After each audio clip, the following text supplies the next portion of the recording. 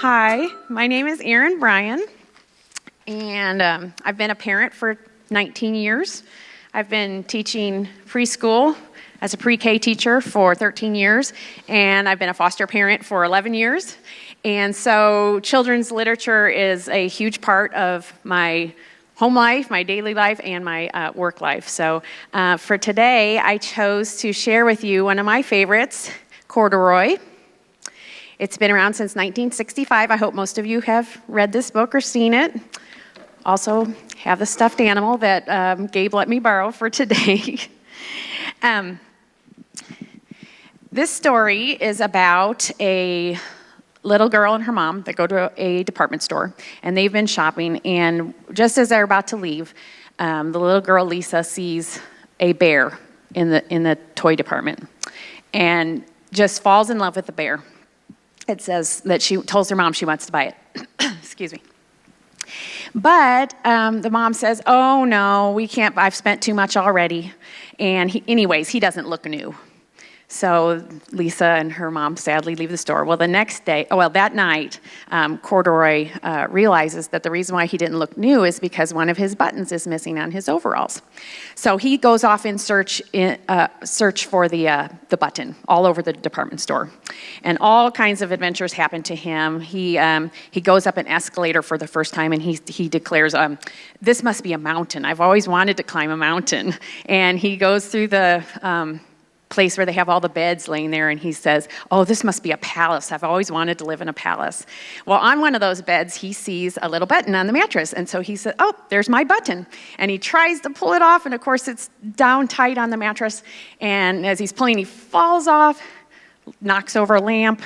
The night watchman comes and says, oh, what are you doing up here, and takes him back down to the toy department, where he goes to sleep. Well, the next day, Lisa is back at the store. And she has asked her mother if she can count her pennies and her money in her bank and go back and buy Corduroy, and Mom said yes. So she takes Corduroy home with her in her arms and brings him up to her apartment, and there he sees not a palace, but a little room, a little bed, just the size for him, and one bed for Lisa. And he says, this is a home. I think I've always wanted to live in a home.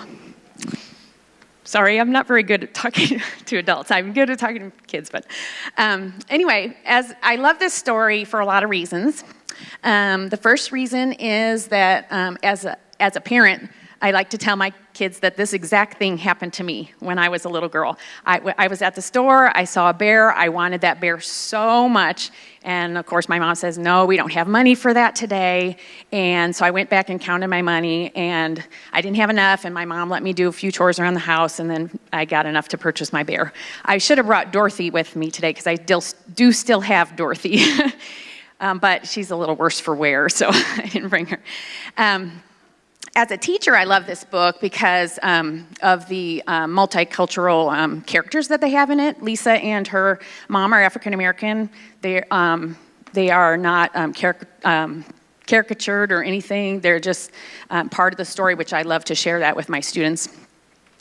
But I think the thing that I like best about Corduroy today is, as a foster parent, I think that a lot of the kiddos that come to our house don't look new. You know, they're not perfect. They might not have a button missing, but they might have clothes that are too small, or the kids are just dirty, maybe. And some of them, well, they're all very scared. I mean, they've been picked up from all they've known and been brought to a stranger's house by a police officer or a caseworker. Few of them have come with lice, and They all just need a place to land when something like that traumatic has happened.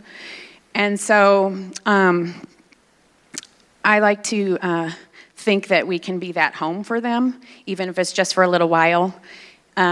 Just like Corduroy didn't know he needed a home until he saw one.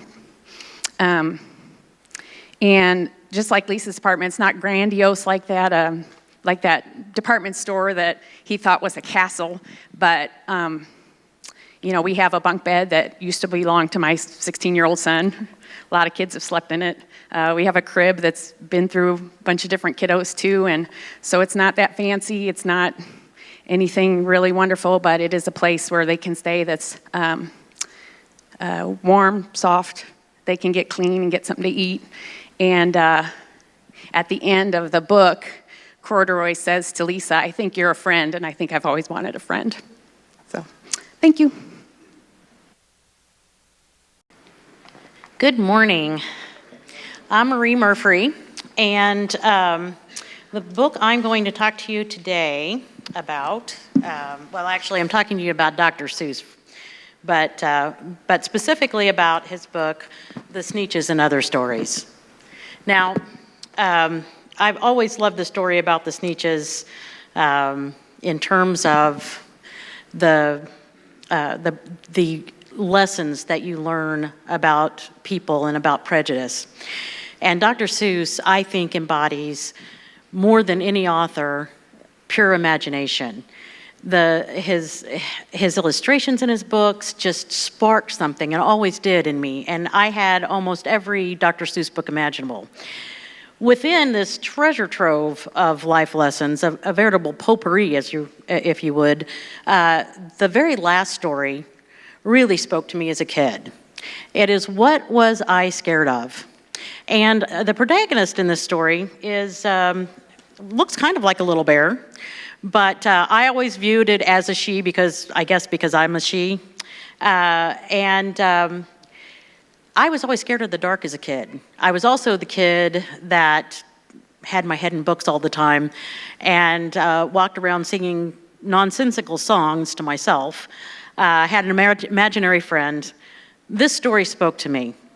And in the book, the protagonist is walking in the dark, in a very dark woods. And she's talking in the beginning of the story about that she's pretty brave. She's not really that afraid of anything. But then she sees this pair of pale green pants, and I'm thinking, the pale green is bad enough. But they don't have anybody inside them. And she runs home, and she locks her doors, and she's cowering there. Well, about a week goes by, she sees the pants again. Again, runs home, scared to death. She sees these pants several times in the book, and each time it's the same fearful reaction. Until one night, when she's in the snide field and she's picking snide, she reaches into the bush, and there she is face to face with these darn pants. And she screams, she yells, she howls, she yells, she cries, "Oh, save me!" from these pale green pants with nobody inside. And I don't know what it is about those pale green pants, but I could see them, I could feel them. And what ends up happening in this book, though, is the pants crumble down and they start to cry. And the protagonist realizes, hey, they're just as scared as I am. What the heck? So she puts her arm around the pants and she calms them down. And then at the end of the story, as they're walking back and forth, they see each other, and then they just greet each other with, "Hi." And for me, it spoke to me because when I was 5, my mother put my brother, sister, and I on a bus, and she took us from New Jersey, which we lived in Kearney, which was right across the bay from New York City, the town that never sleeps, to the sleepy little hamlet of Holden, Missouri. And we lived on a farm 7 miles outside of town. Well, Holden is a town of 2,000, and the farm, it was really, really dark. And I already said I've always been afraid of the dark. I'm not anymore. But when we moved to that farm, my imagination went crazy. I was afraid to death that a coyote was going to come through the screen door and eat me, because you could hear them. This book got me through that. And I wish at 5 that I had known the Bible verse from Isaiah. It's Isaiah 41:10. And God tells the children of Israel, "So do not fear, for I am with you. Do not be dismayed, for I am your God." If I had only known, but at least I had Dr. Seuss. Good morning. My name is Stephanie Young, and I taught elementary school, and I have been an elementary school principal for the last 11 years. I also had my head in books growing up. And so books and children's literature have just been a part of my life growing up and part of my work life as well. And so I was so thrilled when Pastor Andy asked if I would share a little bit today. And today I'd like to share with you about one of my favorite stories called There's a Nightmare in My Closet. So one of my very favorite books from childhood is this lesser recognized story by a very well-known author. His name is Mercer Mayer. Most of Mercer Mayer's books actually follow the somewhat true-to-life circumstances of the main character called Little Critter. These stories have been read by about 3 generations of boys and girls, and they were certainly a staple in my own daughter's bookshelves for years. But this particular book took a slightly different tone from Mercer Mayer. Like most children growing up, I firmly believed that there was some type of monster living in my closet. It's likely that either you as a child or a child that you know gets slightly scared when the lights go out at night and the bedroom grows silent. Lying in bed, listening only to the sounds of my house, I often believed that some nocturnal monster lived in my closet, and once I fell asleep, he would come on out. Maybe he wanted to play with my toys or play on my record player, because I had one of those, or maybe throw a giant party in my room, who knows. I could only hope that I would be decidedly asleep before my closet monster made his nightly debut. This story tells the tale of a boy who had a monster in his closet, really. He called it his nightmare. And at the beginning of the book, the boy shares how he closes his closet door each night, and he wouldn't even turn around to look at the door once it was closed. He would crawl in bed, and he would go to sleep. But one night, he decided to conquer his fear and get rid of his nightmare. So he dons an army helmet, and he takes out a cork gun, the kind that they sell at Silver Dollar City. You've seen those. And he waits. And as soon as his room is dark, he could hear his nightmare creeping toward him. So quickly the boy flicks on the lamp, and there his nightmare sits on the edge of the boy's bed. But as it turns out, the nightmare was actually watching over the boy as he sleeps. The boy shouts for the nightmare to go away, or the boy will shoot him with his cork gun. But the nightmare was just too frightened to move, and the boy shot him anyway. And guess what? The nightmare began to cry. Suddenly, this very thing that the boy had been frightened of for all those years became just like the boy, scared. So the boy takes his nightmare by the hand, he tucks him into bed, and eventually they become friends. Now, as a child, the only message I really took from this book was that I just shouldn't be scared of the monster that I knew was living in my closet. But a deeper message from this book actually carried me into adulthood. One of the verses of the Bible that I hold dear to my heart comes from Luke chapter 6, verse 35, and it says, "But love your enemies, do good to them, and lend to them without expecting to get anything in return." I believe there are often things in life that we are afraid of. It could be something tangible, such as my personal wacky fear of spiders, which is pretty over the top if you ask my friends and family. Or it could be the fear of the unknown. Perhaps it's an uncertain future or unexplainable anxiety that we feel when we encounter someone that doesn't look like us or dress like us or talk like us. But as my emotions have matured, I've learned that in many cases, those things that we are afraid of turn out to be afraid of us too. Now, I've read this very thing about spiders. Bug scientists have told us for years that spiders are just afraid of us as we are of them. I still contend the only good spider is actually a dead spider. But what about those other things that we allow ourselves to be afraid of? Or perhaps the people that we stand by as we see excluded simply because of the differences that cause us anxiety? What if we humbly took our fears by the hand and allowed ourselves to become friends? Then we too would have the opportunity to conquer the nightmares that live in our closets. Good morning. For those of you who don't know me, my name is Shirley Kearns, and I have been a longtime member of this church, and I also am the director of our early childhood program throughout the week. A great early childhood program, Small Wonders. where we have around 130 children from 6 weeks of age through 6 years of age here at our church, teaching them, getting them ready for kindergarten, and also teaching them about Jesus Christ. So whenever Pastor Andy came to me many weeks ago and asked me if I would stand up here and talk to you all about my favorite book, I thought, fine, that would be great. That would be easy. However, as I got to thinking about it, I realized it wasn't going to be so easy because with my degree in early childhood and all, there were so many books to choose from. I just thought, what one am I going to pick? And so since I couldn't choose, I decided to go to my mom. And I asked her, what was my favorite book as a child? And I didn't get much help, unfortunately, because she said, well, being the youngest of my 5 children, you were kind of my stew. You liked all the books that we read to you. And I was like, that doesn't help, but thank you. So I looked through the books that she still had at her house of all the books that she read to me or my siblings had read to me. And I was like, I really like all these, but there's not one that really jumps out at me. And so then I was kind of looking over what Pastor Andy and Pastor Emily were going to be speaking about, the books.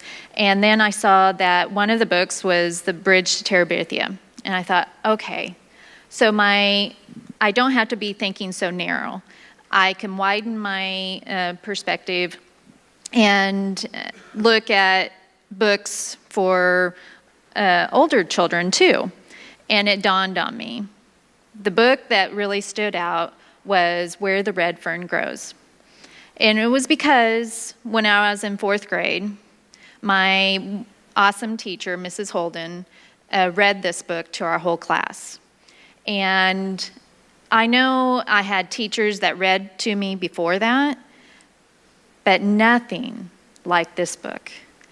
This book, Where the Red Fern Grows, it just, I could relate to it, and the way that Mrs. Holden read it to us, I was able to picture every little detail.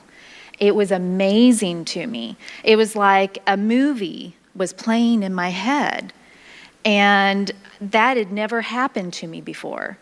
And even I found that the more challenging children in my classroom, whenever we were read to, they would act up and everything. But even the more challenging kids were the ones that, at the end of the day, they were sitting there and waiting for this book to be read to us because it was so awesome and it was so detailed.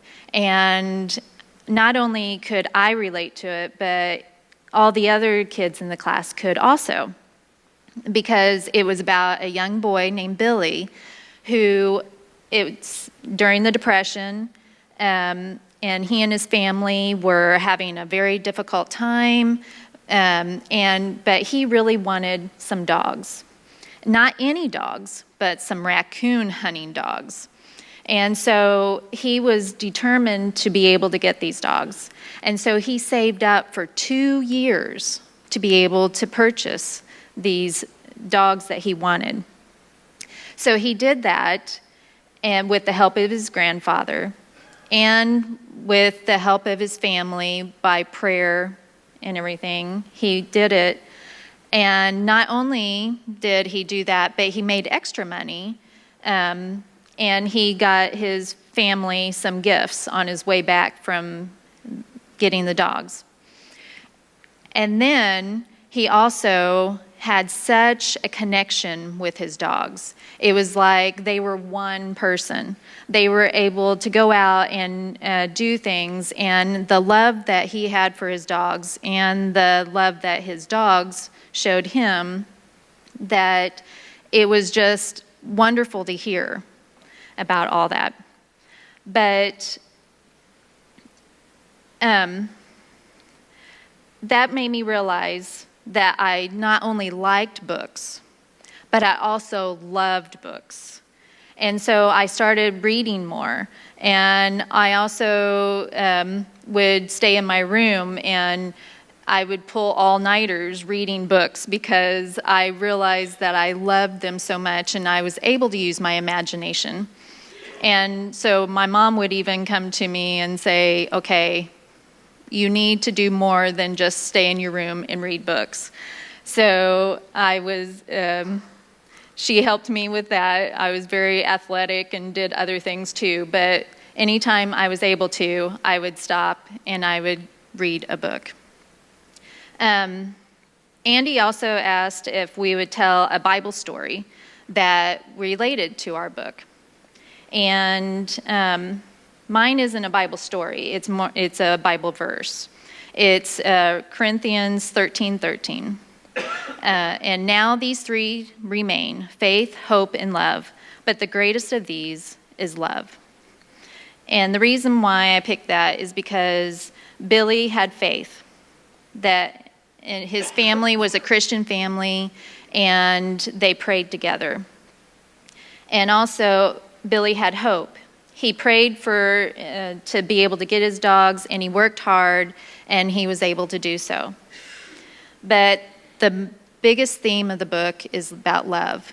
The love that Billy had for his dogs, his parents, his two younger sisters, even though they annoyed him at times, and especially for his grandfather and his dogs.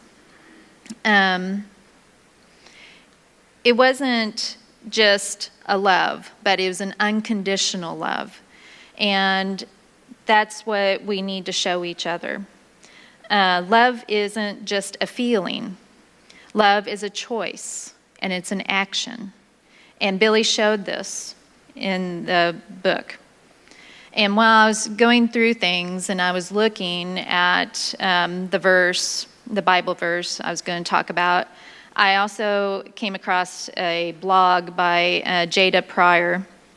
And her thoughts were, what would you do if you believed that whatever you attempted, whether you soared or you failed, would end in you being loved and held close by God? What would you attempt? Whom would you reach out to? Where would you let your heart lead you? The crazy thing is that we already have that security. We are assured of God's presence throughout our lives, and yet we hold back. We waver. What can we be if only we dare to believe that we are forever loved? God loves us. Tells us this repeatedly through the Bible. We cannot earn it. We cannot lose it. So let us live in it and give it back to Him with no strings attached. Just give love freely, abundantly, and as best as we know how, unconditionally. Thank you. Hello, my name is Dina Pitzenberger, and I've been a member of Campbell for about 8 years or so. And Andy asked me several weeks ago about a book, my favorite book. And like Shirley, I don't have a favorite book. I have a favorite series. I like the Boxcar Children. And the reason why I chose this is because it got me into reading. As a child, younger, I didn't really like to read, so I found something that I was interested in, so it engaged me into reading. A little bit of the background story of the books. There was 4 orphans. Henry, who is 14, he's the oldest. He likes to figure out things, how things work, and it made him be good at repairing things and build things. While he never bragged much, the rumor was that he was a good runner too. It's not always easy being the oldest, so he had so many responsibilities for his younger siblings. There is Jessie, who is 12. She was always there. She was always in charge of the situation. She was a really good organizer. She made lists in a notebook. kept track of facts that were important about mysteries they had solved. When her younger siblings needed help, she was always there. And she loved planning adventures. Violet, who was 10, was very creative. She loved to draw, take photos, and play her violin. She also was a little shy too. But because she was quiet, she was a careful observer. She had an artist eye, and Violet picked up on important details that her brothers and sisters sometimes oversaw. They eventually met their grandfather, who was a wealthy man, and they were told that he was a cruel man. But he was a very kind man, and they ended up living with him, with their grandfather. And they also they lived in a boxcar out in the forest, and so the grandfather moved the boxcar on his property so they could make it into a playhouse, so they could play in it. This series of books made me think of my childhood. One of the many places I lived throughout my life was a little town in Maysville, Missouri. Not very big. And the street we lived on was called Cherry Street. There was about 6 to 8 children that lived on our street, and we all played together. And down at the end of the road, it became gravel road. And there was, on one side, there was a ditch, is what I call it, but we made it our clubhouse. And on the other side of the street, on the road, there was a field, and there must have been a house that got burnt, or someone just piled junk there, I guess. Because we'd go across the fence, and it did say no trespassing, but us kids, who cares? Let's go adventure. And we would play for hours down there. And we found Christmas lights, we found furniture that we'd put in our little clubhouse to play with and everything. So the series is imagination, so we did a lot of imagination play through our years. And for me, I don't think that today's kids, like for instance my kids, have that imagination that I did as growing up. And there's just too many electronics in the world that they are on, and I try to get my kids outside and to play. So that's what I think about. That's why I really love the Boxcar Children, because it brings out the imagination in everyone. Good morning. My name's Stu Clausen. I have actually only been a member here at Campbell for just under a year now. So most of the time when I'm standing up here, I'm singing, but I can actually talk too. It's true. I actually did not have the difficulty that the previous two ladies did. I went straight to my mom for research, as many do, and she told me I had 2 books. Well, the Berenstain Bears and the Spooky Old Tree really didn't fit for the morning. So Danny and the Dinosaur it was. Danny and the Dinosaur, for those of you that don't know, is a story about a boy named Danny who just decides to go to a museum one day. Well, he sees the Indians, he sees the knights, he sees the guns, he sees the swords, and then he sees dinosaurs. Now, as a 6 to 10-year-old boy, there isn't one that I know of and have met that at some point in time does not have a love of dinosaurs. It's the size, it's the adventure, it's something to believe in that is bigger than yourself. Well, Danny gets every child's dream.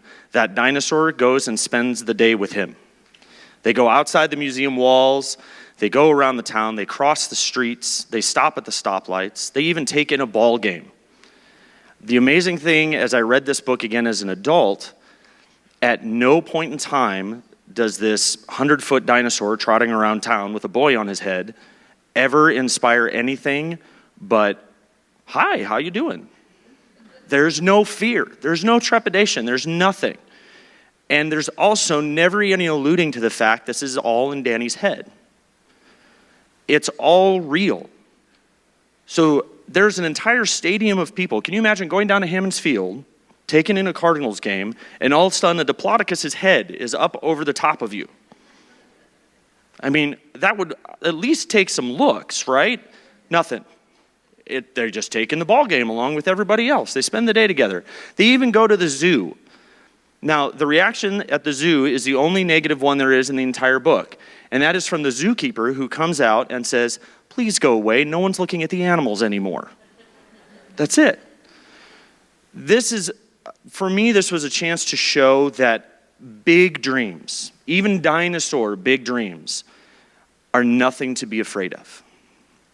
And showing people your dreams and communicating your dreams and your imagination to other people, even strangers on the street, is nothing to be afraid of. Big dreams are part of the reason that the world continues to grow. It's the reason that Einstein thought about relativity. It's the reason that we have lights that illuminate our lives. Big dreams should inspire us, should provide us energy. They shouldn't give us pause or worry. So for me, and my message to you all today is dream big.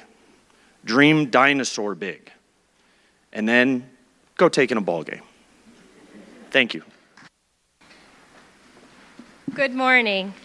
I am Jody Davis, and for a few moments this morning, I would like to tell you about one of my favorite children's books, which is titled On the Banks of Plum Creek. Most of you are probably familiar with the author of this book. Her name is Laura Ingalls Wilder.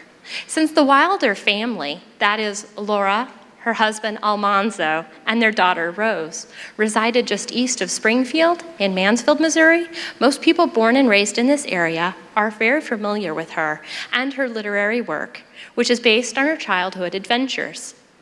The television series starring Michael Landon brought the stories of young Laura into the living rooms of millions of Americans. While the Ingalls family lived in several places throughout the United States, it is on the banks of Plum Creek that provides the details and the setting used for that long-running television program.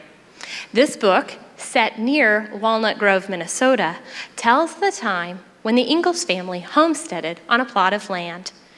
As is the story of millions of Americans who chose the pioneer life, the Ingalls family, their life was not an easy one. It was fraught with peril and hopeless situations. Yet throughout the book, the family remains resilient and steadfast in their faith. Those struggles began immediately in this book because when they first arrived to Walnut Grove, there's no traditional house. Instead, the Ingalls family must live in a dirt berm. Now, I don't know about you, but for me, the idea of living in a hillside doesn't sound like much fun. Although Laura and her family are without the comforts of the traditional four walls, theirs is a happy existence. Eventually, a home is built on the property, and Pa experiences some success at farming. Mary and Laura eventually attend school in town, and the family begins to attend church regularly. The plot of the book hums along, and the family does rather well, until a plague of grasshoppers attacks their wheat crop. The way Ingalls describes these grasshoppers reminds me of the plague of locusts from the Old Testament. A cloud was over the sun. It was not like any cloud they had ever seen before. It was a cloud of something like snowflakes, but they were larger than snowflakes and thin and glittering. Light shone through each flickering particle. From this point on, the family experiences several struggles because, let's face it, life out in the wilderness was not an easy one. At one point in the book, the family is unable to attend church services, but that doesn't stop Ma and Pa from worship. Ma reads a story from the Bible, and Pa plays hymns on his fiddle. The lyrics of the song they sang on that Sunday are as true in 2017 as they were back then. When gloomy clouds across the sky cast shadows o'er the land, bright rays of hope illume my path, for Jesus holds my hand. These words make this book universally valuable to us as followers of Jesus, because no matter what you and I face, our Creator Savior is there to guide our every step. This is just one of the many reasons why I loved this book as a child and why I could relate to the stories of young Laura. Our world is rapidly changing, but one thing remains forever true. Our God loves us, and He is our constant and our hope. I was reminded of this universal truth just this week during Vacation Bible School when Psalms 46:1 was used as the scripture. God is our refuge, a strength, a help always near. Hi, my name's Mary Ferris, and I am going to talk about the book Mrs. Spitzer's Garden. It's a new book to me. 37 years ago, I started working with young children, 2, 3, and 4-year-olds. I know. And I have many, many children's books. So I got this one just a couple weeks ago during Teacher Appreciation Week. And it's two of my favorite things, young children and gardening. So this is what I would like to share. Mrs. Spitzer gets her classroom ready every year. And then Mr. Merrick, the principal, walks down the hall and gives her a packet of seeds. Now this is where your imagination comes in. So she tills the soil, gets the ground ready, and she plants her seeds. She knows that different plants need different things and that each plant has its own shape. Some of the plants grow quickly, pushing upward, eager, impatient. Some grow more slowly, unfolding themselves bit by bit. Some plants sprout thin and tall. Some are bushy and wide-spreading. Some are bold and showy. They are brightly colored, saying, "Hey, look at me." Some are silvery and quiet, the color of the earth. A few are like wild flowers and will grow anywhere you plant them. And some need very gentle care and special watching over. But the plants, so she tends her garden throughout the year, and then they go. But the plants will keep growing, uncurling their stems, stretching their leaves outward, and showing their faces to the sun. And then next year, Mr. Merrick will give her another packet of seeds to plant. This is a good reminder to me and all teachers that what we do is extremely important. And even with the young ages I work, I don't always, when you teach high school, middle school, you might run into an old student and they'll say, "Oh my gosh, you were my favorite student, I miss you." But my children don't necessarily remember us. But I do have the privilege, and she's not here today, and I'm so mad. I had Olivia Anderson when she was 2 years old here at Small Wonders. How old is Olivia now? 14. Well, she was one of the most caring, compassionate, kind little girls. She wore her hair in little ponytails. We called her Bullwinkle. And she was the first to care for anyone that was sad, missed their mommy, needed some help. She was a great helper to me. One day I was cleaning the tables and Olivia gets out her paper towel and starts helping me. And I said, "Olivia, it's all right, honey, you go play." She puts her little chubby hand on my arm and she goes, "Miss Mary, I got this." And it has just been a joy to watch her grow into such a great, would you please tell her for me? Because she is just still a kind and caring person.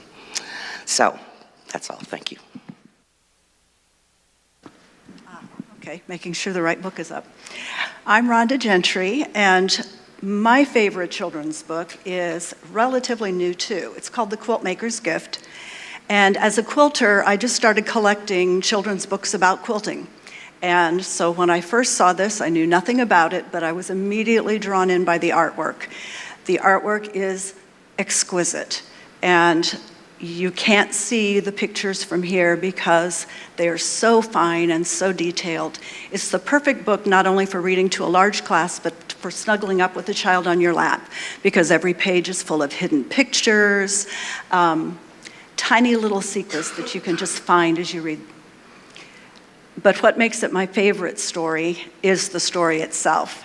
It's the story of a quilt maker that lives up in the mountains, and every day she makes beautiful quilts. She stitches all day, and at night she goes down into the village and looks for the poor and the cold huddled in doorways. and she wraps them up in one of her beautiful quilts, then goes back up to the hills to make a new quilt for the next group that she finds.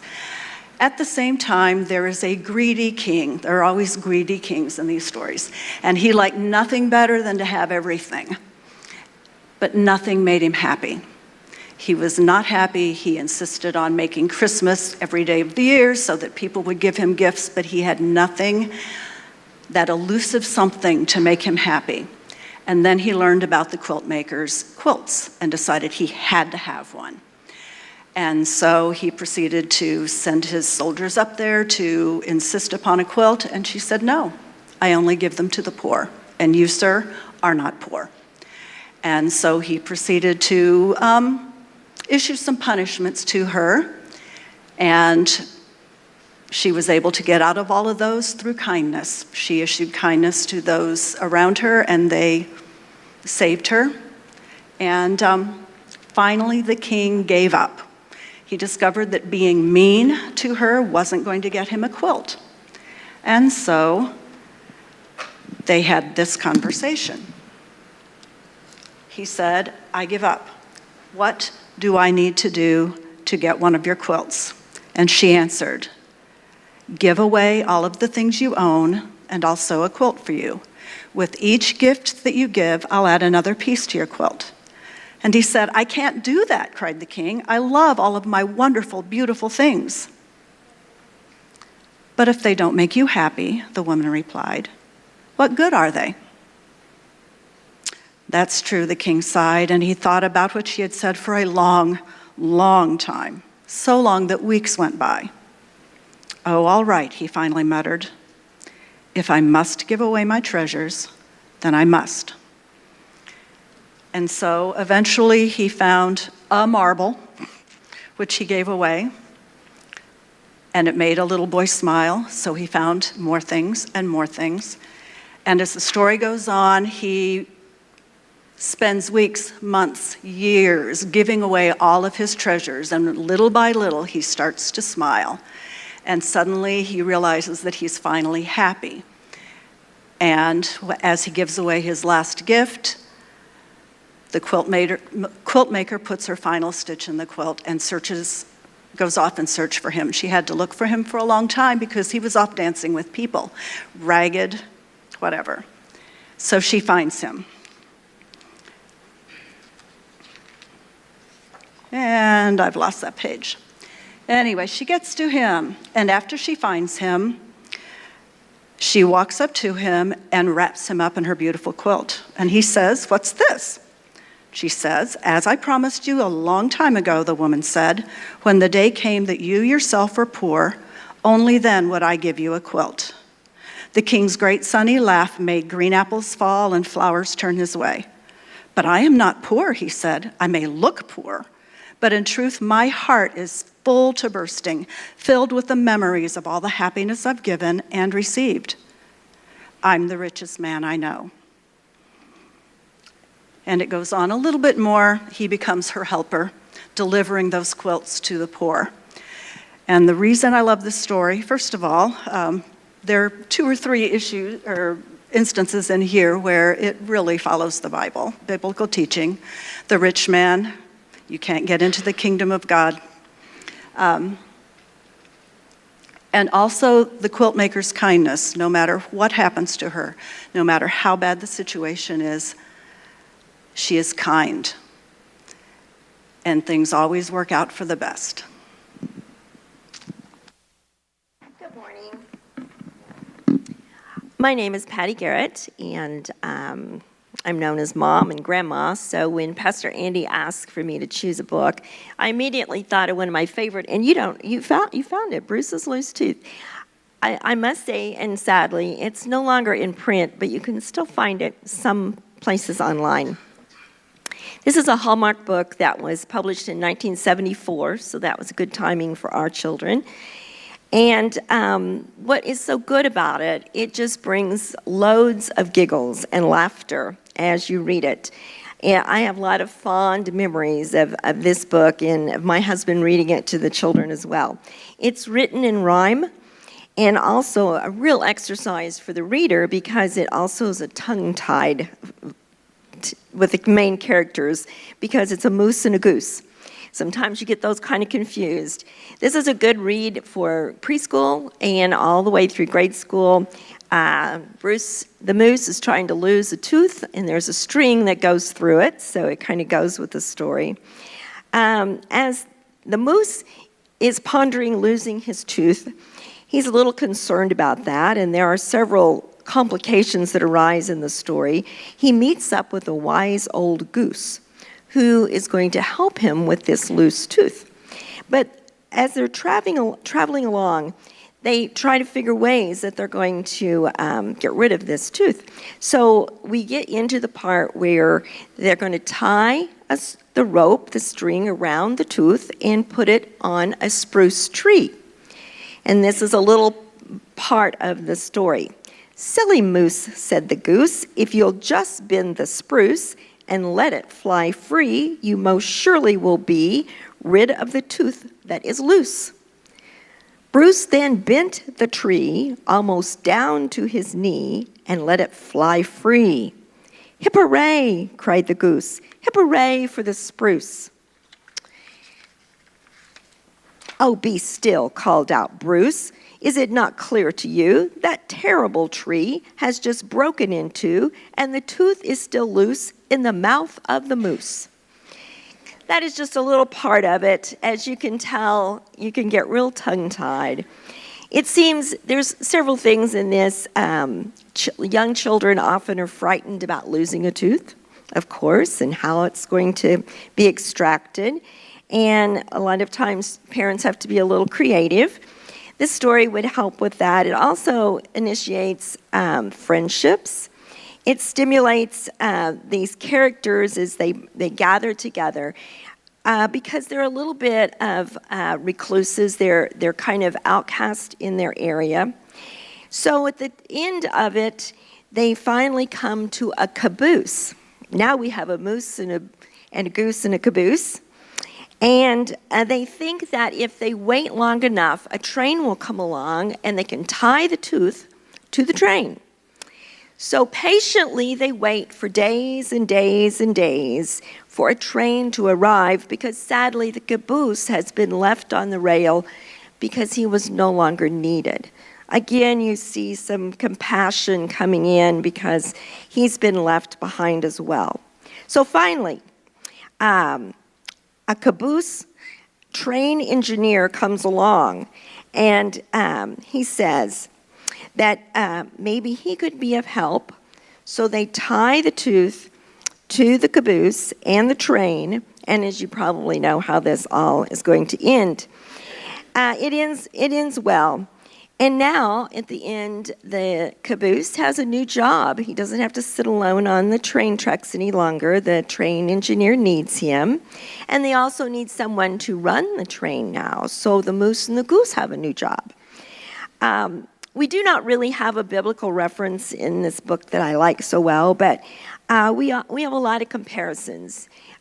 Jesus taught to include everybody, and to that we all can work together.